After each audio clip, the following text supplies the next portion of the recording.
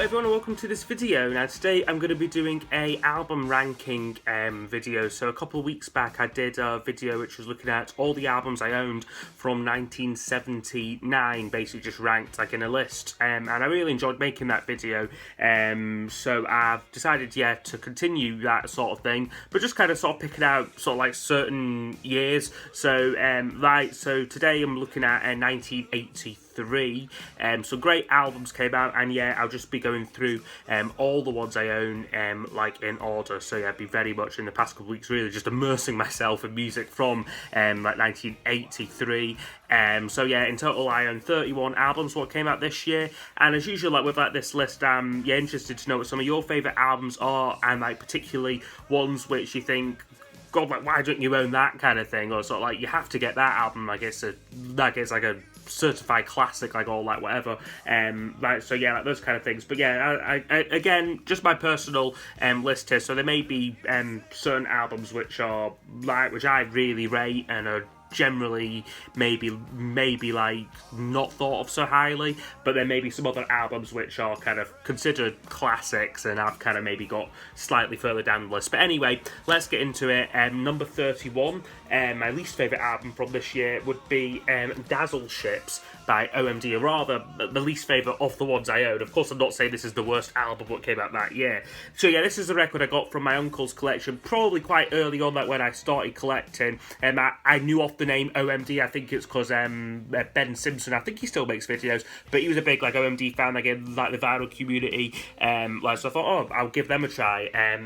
This is good, lovely artwork on this, but not a brilliant album. It's a little bit. It seemed like OMD, like a little bit different. Uses a lot of like samples and stuff, but it's devoid of really like any songs, like, to be honest, aside from a couple. I think Telegraph is really good, and the last track, like of all the things we've made, like has potential to be really good, but it kind of just feels a little bit like unfinished here. Dazzle Ships, unfortunately for me, comes in number 31. Number 30 now, we have Pink Floyd and The Final Cut. So this was the last album, the kind of classic lineup like of Pink Floyd made. So David Gilmour, Roger Waters, Richard Wright and Nick Mason, before kind of going like their separate ways like in like the mid-80s. But this album is very much like Roger Waters heavy. It's kind of like an ego trip for him, basically. It's kind of his concept album. Pink Floyd on this album were very much his band, like his backing band essentially. It's a kind of like anti-war sort of concept album, but you've got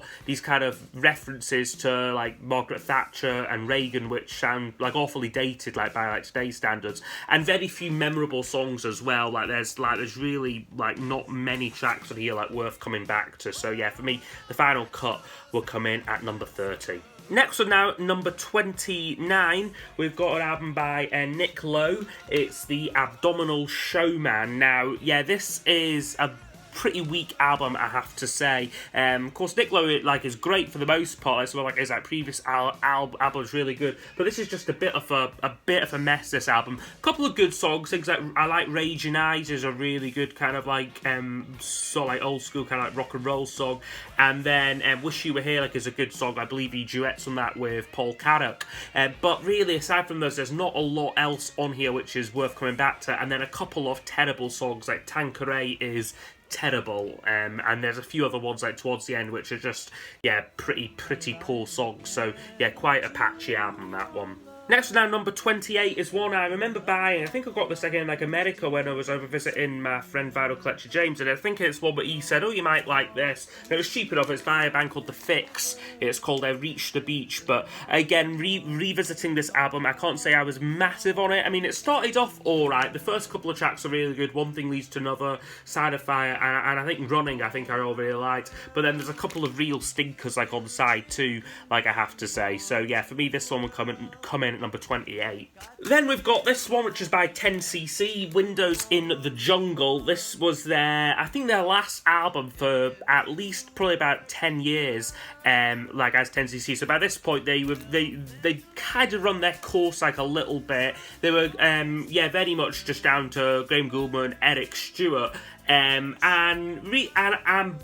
But like again, like upon kind of listening to this again, I would probably rate this a bit higher than some of like their previous albums. I would say this is better than Look Here, and maybe 10 out of 10. Although I've not heard the album again like a while, because there's some decent tracks. I really like the opening song 24 Hours, and Feel the Love is alright. It's a bit cheesy, and City Lights is good. But then I mean, aside from those, there's not much else. But there's nothing terrible like on here though. So yeah, Windows in the Jungle, comes at number 27. Number 26 now is an album which I kind of thought going into this that I would have had a lot higher up, like on like the list, but I just couldn't get into it. It is Funboy 3 and Waiting here. So this should be on paper a good album, because like by this point Terry Hall he was well established again like the music scene. This was his second band he was on, and this was their second album. You've also got David Byrne producing this, like from Talking Heads. So again, there's a lot of like good ingredients coming into this album, but I think it is just quite weak aside from the singles. So things like The More I See, The Less I Believe, Tunnel of Love is really good, and All Lips Are Sealed is one of the songs of the year. But aside from those, I don't really care for much of the rest of the album. No, so this is maybe a slightly more controversial choice, because I think most people would have it slightly higher. But yeah, Funboy 3 Waiting comes at number 26. Next one now, number 25, got an album by Billy Joel, and this is An Innocent Man. So I'm not a massive Billy Joel fan, but I do have most of his albums, but this is one from my granddad's collection. This is what he used to own, and this is this is probably Billy Joel's most commercial album, although it is also it was a bit of like a throwback album as well. It's a bit of a concept album as well, I suppose, because all these songs are kind of him sort of paying tribute to songs like which he loved, like from like the 50s and early 60s. So a lot of these tracks are kind of like a bit like kind of carbon copies, like off like sort of like lag off like other artists, and I suppose that is the point. But again, it just feels like he's been a bit inauthentic like in places like on like this album, but there are still plenty of good songs in here.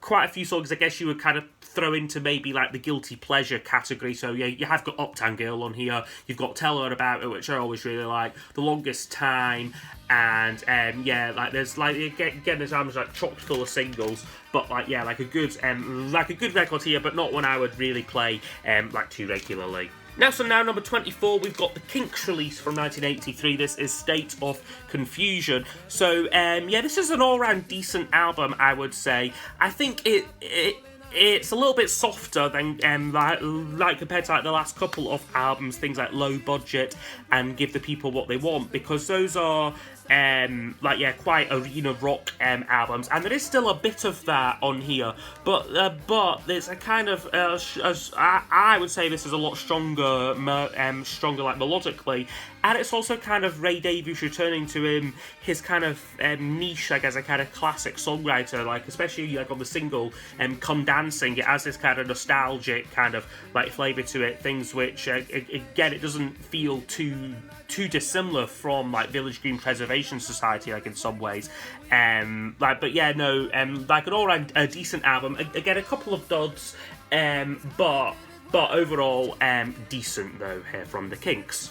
Next up now, again, one which I think probably quite a few people would say I have a bit too low, but I just couldn't, again, just on revisiting, I just couldn't really get into this album. It's a Script Off the Bridge by the Chameleons. These are like a Manchester band, a bit gothy, a little bit light, and they're very Cure, like, they remind me quite a lot of, like, early Cure, so that kind of very dark, very kind of brooding kind of like quality like to them. And while this is certainly like a very muscular and very powerful album, it just feels a bit one-dimensional. There's a real distinct lack of variety like on here, and it's quite a long album as well. It's a double vinyl, 12 songs, and yeah, it just doesn't change from like the same kind of sound. Like it's a great sound. So tracks like Second Skin and Pleasure and Pain were like the two which I kind of like really like gravitated to like kind of prior to buying this, but really a lot of the other songs just feel the same as those. So that's like probably like my one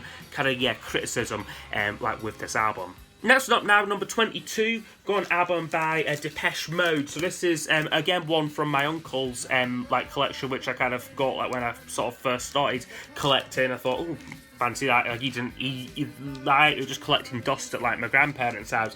And yeah, Depeche Mode, like, of course, the name I knew, like from like the kind of like, yeah, like the 80s.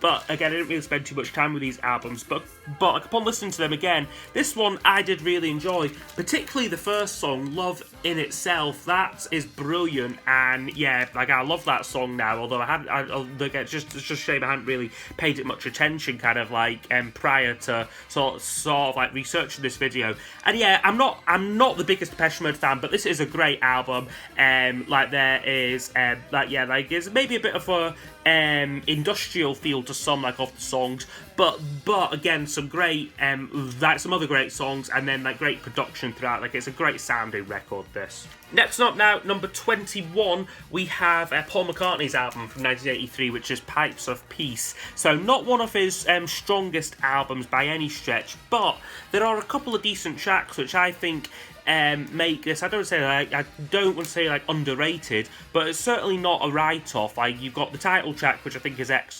excellent, Keep Undercover, So Bad, and Through Our Love, I think are all really good songs. And I guess it is probably fair to say this is a collection of kind of like tug of war leftovers. That is quite evident, especially like on side 2, where we get things like Hey Hey and Tug of Peace, and yeah, just a few dods like towards the end like of the album. But overall, decent though. And for me, yeah, maybe I'm a bit biased because I do like love Paul McCartney. But yeah, I thought this was quite an objective placing for it, number 21. Next up now, number 20, we've got the first solo album by Nick Hayward here. So he was from Haircut 100. This is again another one from my uncle's collection, and I'm not sure why I wound up thinking, oh yeah, this would be a good one to try. But it is a good record, this. It's a bit jazzy, a very soulful album, but you've got some great songs in here, things like Whistle Down the Wind and Blue Hat for a Blue Day, and On a Sunday is really great as well. So there's a lot of good tracks like on here. Yeah, not a massive fan of his, but I thought this was a decent album, so yeah, this one comes in at number 20. Okay, now at number 19, we have an album by ELO. This is Secret Messages. So yeah, this isn't one of ELO's most well-loved albums, but upon revisiting it, I found that I enjoyed this a lot more than I remembered. So you've got things like the title track, Danger Ahead, and Four Little Diamonds are both real good rockers. But then there are some slightly dud songs, things like Train of Gold, Letter from Spain,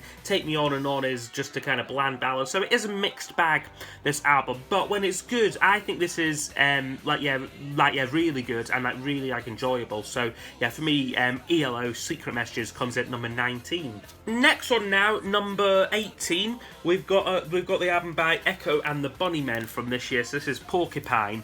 And yeah, this is probably, I would say, the weakest Echo and the Bunnymen album released up to this point. It's a very dark album, this, and it's like a little ponderous as well. Some of the songs just kind of go on and on and on forever. I think is it the title track or track towards the end of side 1, or maybe Ripeness and High Hell. I think like there's a lot of tracks in here which just sound the same, but you have then also got great songs like The Cutter, Back of Love is really good. And I can't remember I think there's a couple of good tracks like towards the end which I really like.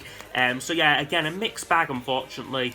It is just those standout tracks, like The Cutter particularly, what kind of like raised this album up the list a little bit. Okay, now number 17, we've got an album now by a band called The Church. So I've just been recently getting into The Church, and this is a interesting record for the band. It's a bit of a transitional album, I would say. They kind of were moving, like the kind of previous albums have been a bit more, I don't want to say power pop, but like a bit more kind of straight ahead, kind of like sort of like sort of like post-punk new wave, whereas this was going towards very much more like atmospheric songs, but tracks with much less focus on melody and songs. And that's perhaps the reason why this is ranking relatively low, like on the list. Although there are some great tracks like sprinkled amongst here, I just think like all together, like they made like some like much better albums than this. And I think like some of like the other albums like on like the list, like I would struggle like to put this one like any higher. Okay, next one now, number 16, we have the debut album by the Waterboys. So this is a great album, a strong debut here. It's quite different from a lot of their other output. Really on here, there's almost no clue that they're going to go down this more kind of folky path kind of thing. You know, it sounds a lot more alternative 80s, kind of a bit like U2, like off like the time. But that's probably why I really enjoy and really get on like with like this album. So great tracks like A Girl Called Johnny, like I Will Not Follow, and yeah, like there's a lot of like good stuff like on this album. So that's the debut by the Waterboys. Next up now at number 15, we have A Synchronicity by The Police. So this was probably one of the biggest selling hit albums like of like the year, and I guess like for good reason, because on here you have got some of like the best songs like of the year, like Every Breath You Take, King of Pain, and Wrapped Around Your Finger were 3 mega hits like for like The Police. But I just think this is a painfully inconsistent album, because alongside those songs you get things like Oh My God, Mother, and Miss Grand Echo, which are just not songs I really care about too much. But I do like Walking in Your Footsteps, and the 2 parts like off like the title track like are really good like as well. So overall, a good album, but it just contains some slightly dodgy stuff like on side 1 for me. Next one up now, number 14, was probably one of like the surprise ones like off like the list like for me. I thought instinctively this would be a bit further down, but this one really pleasantly surprised me. It's China Crisis and Working with Fire and Steel, Possible Pop Songs Volume 2. So yeah, I found I really enjoyed this album. From the opening track, Working with Fire and Steel, you've got some like great singles like Hannah Hannah and Wishful Thinking, and then just a lot of like fantastic songs. I think this is a very it kind of straddles two camps a little bit. On the one hand, it is clever and sophisticated synth pop, basically. You know, like a lot of like the lyrics are very sophisticated. It kind of does these kind of like again like they very much are like kind of like the great songs that's like well constructed clever songs. But it's also a fun album. All these, like most of these tracks are really upbeat, really kind of like get like your toe tapping and kind of like singing along to them. So I think this is a really strong album, and quite an underrated album from 1983. Next one now, number 13, we've got Elvis Costello and the Attractions with Punch the Clock. So this was quite an interesting album for Costello to make like at this time, because it's basically like a lot more poppy than almost anything he's done probably since his kind of like his Armed Forces or the Get Happy album. Like on Imperial Bedroom, he went down a very kind of different kind of sort of very kind of 60s and kind of sort of classic songwriting like path, a little bit more serious album. Whereas this one, he's kind of just having fun. It's a really poppy album. You've got a lot of like brass like on here, very catchy songs. And it kind of paid off for him, because he had probably like his biggest hit like in many years on here, like Every Day I Write the Book. But then also like at the same time as that, despite me saying it's him being poppy, just having fun, I've also got probably some of his best political songs like on here, things like Shipbuilding and Pills and Soap like are on this album. So I guess you could say it's either it's all over the shop, it's unfocused, but I think it's eclectic, and I think it works like having these kind of different strands like of like Elvis Costello coming together like on this album. So certainly not one of his finest albums, like certainly doesn't for me, I would put like any of his first 5 like above this, but good record though, and continues like his like winning streak, like I would say. Next up now, we have, again, what I would class as being underrated. It's Paul Simon's Hearts and Bones. So this album is, more often than not, always written off as a kind of, like a dud album, you know, or like one like which, like Paul Simon made kind of like very quickly and just didn't care about, and just was like a bit like in like the doldrums like a little bit. It's also got quite an interesting backstory as well, like as it was originally intended like as a Simon and Garfunkel album. So it is a little bit all over the place in terms of style, because you have got tracks which are a bit more folky and a little bit more kind of in that kind of Simon and Garfunkel vein. So things like Hearts and Bones, Renee and Georgette Magritte, and the late great Johnny Ace, are kind of him returning to a kind of more sort of folky songwriting style. But then you've got tracks on here which are kind of very much off their time, very 80s pop driven. Things like Allergies, When Numbers Get Serious, and Think Too Much are all very kind of like very poppy. So it is again a little bit like all over the place, a bit like Punch the Clock there, but I think again really good. And I think it's a breath of fresh air, certainly like when you compare it to like One Trick Pony, like his album before, which was just dominated by these very dull and very boring ballads. I think this is an interesting and quite a strong album. Next up, we have another one which I think instinctively I would have put a little bit further down the list, but I found myself just really enjoying it. It's Let's Dance by David Bowie. Now, of course, this again was another one of the big hit albums of the year. So you've got like the first three tracks are Let's Dance, Modern Love, and China Girl, which are all brilliant and fantastic. But I always had this thing in my head, or like this perception that it really ended there, that like the rest of the other tracks were not really like all that good. But you have got some great songs, like Without You I think is a really good ballad. Criminal World like is fantastic again, really kind of soulful, like sort of like vocal performance.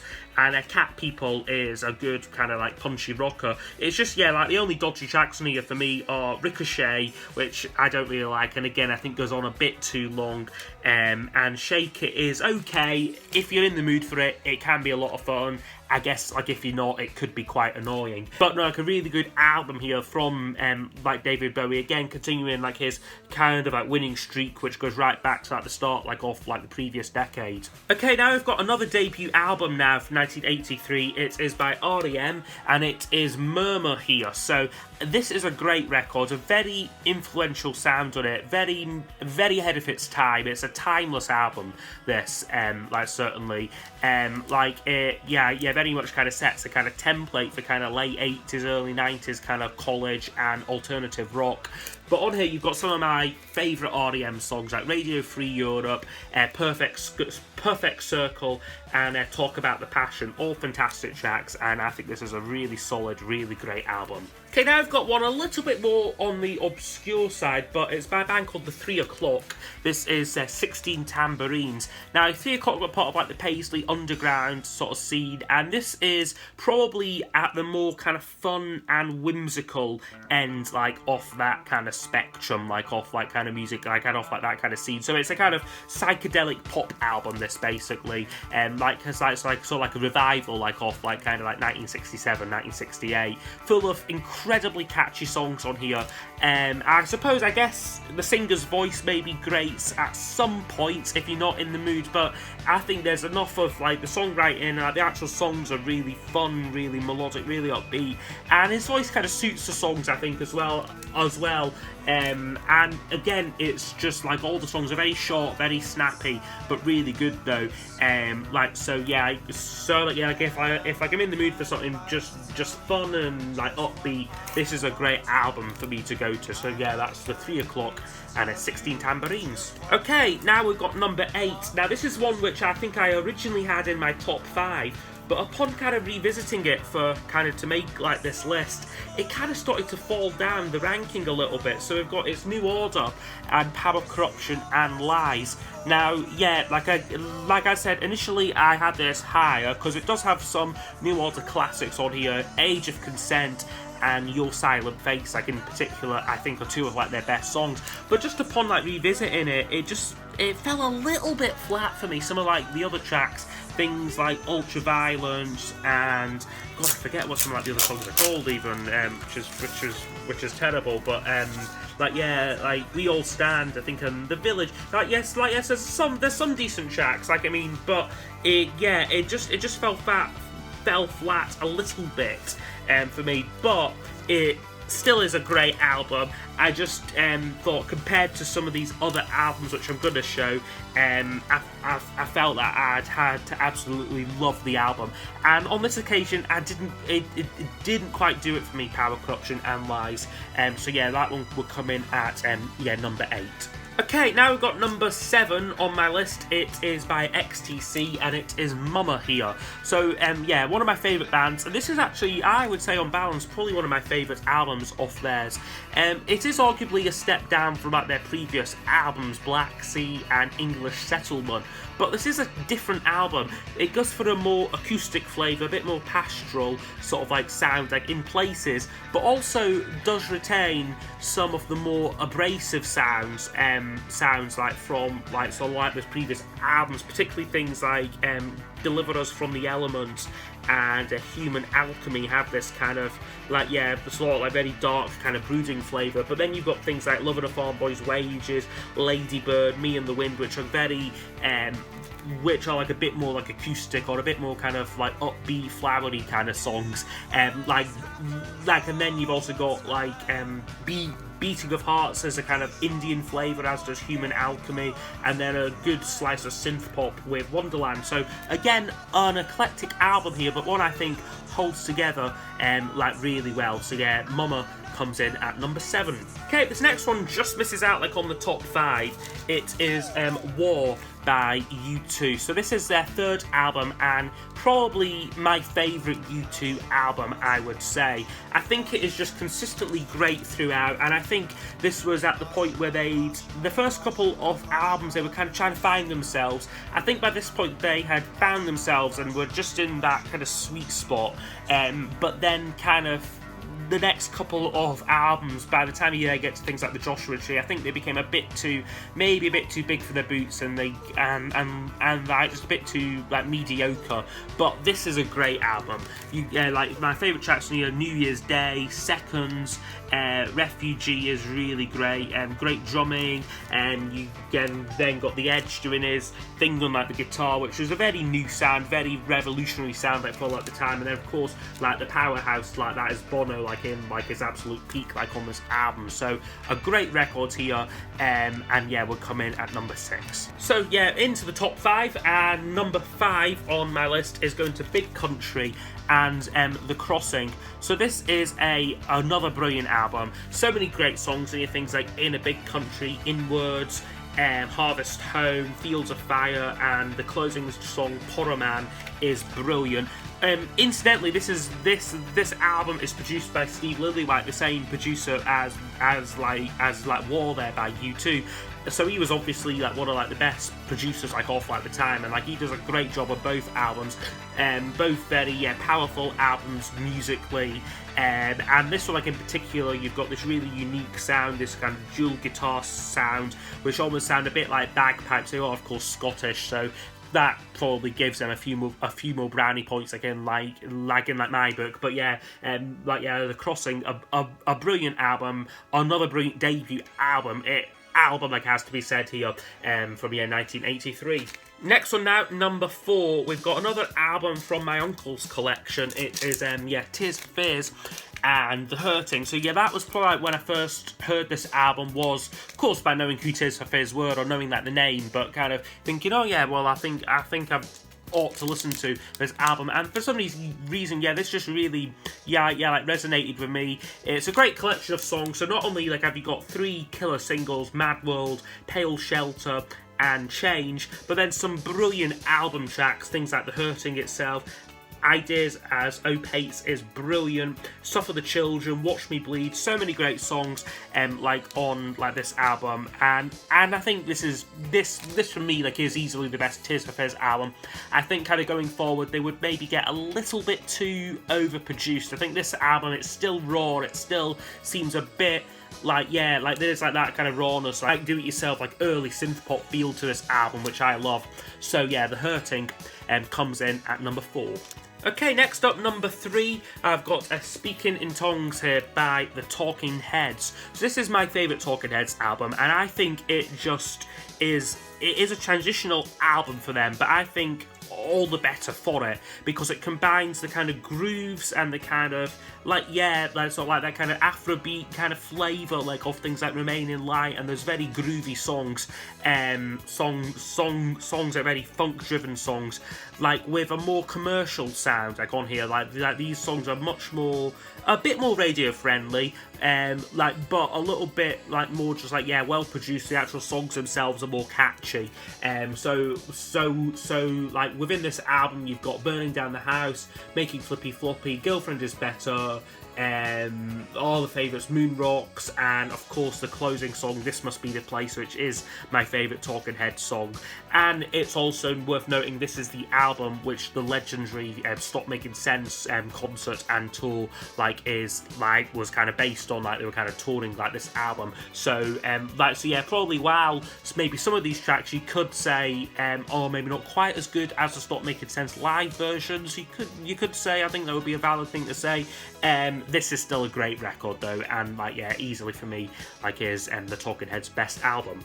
Okay, now we're into the final 2, and yeah, number 2 I'm going for Aztec Camera here, and Highland Hard Rain. So this is another debut album by another Scottish band, like Aztec Camera, led by, well, at this time, like an 18-year-old Roddy Frame. And I think, just considering that, the quality of these songs is just staggering. And like, even like not considering that, the quality of these songs are still staggering. Like so many brilliant tracks, and like it's a nice variety as well.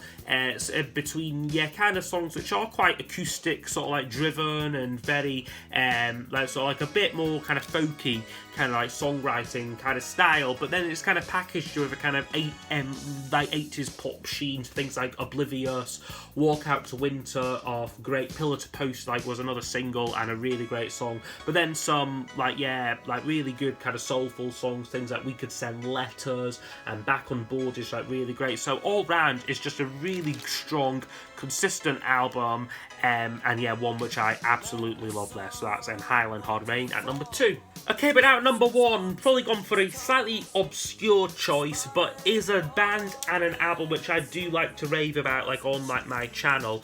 It is The Rain Parade, and this is and this is Emergency Third Rail Power Trip. So yes, an obscure choice, I will admit, but this is a great record and is a band which I think needs to be appreciated by a wider audience. So these are another another Paisley underground band, but this is compared to say things like the 3 O'Clock, a bit more expansive, a bit more like atmospheric, but at the same time still great songwriting like on here. So things like Look at Mary and Kaleidoscope are really great. What She's Done to Your Mind is just a good kind of Birdsy style kind of like pop song.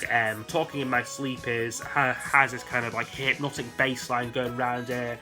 Yeah, there's so many great tracks like on here. A really triumphant album here. Again, another great debut record, like it has to like I must add like as well. So yeah, that is quite interesting actually. Like what's that? 4 out of my top 5 are all debut albums. But no, yeah, The Rain Parade, brilliant records here, and yeah, I would say it's my favourite from 1983. Okay, so I hope you have enjoyed like that, like look at some of my favourite albums there, like my ranking like of the albums I own from 1983. So if there are any like obvious ones like what I've missed, please do leave them down below in the comment section, and I'll see you all next time for the next video. Goodbye.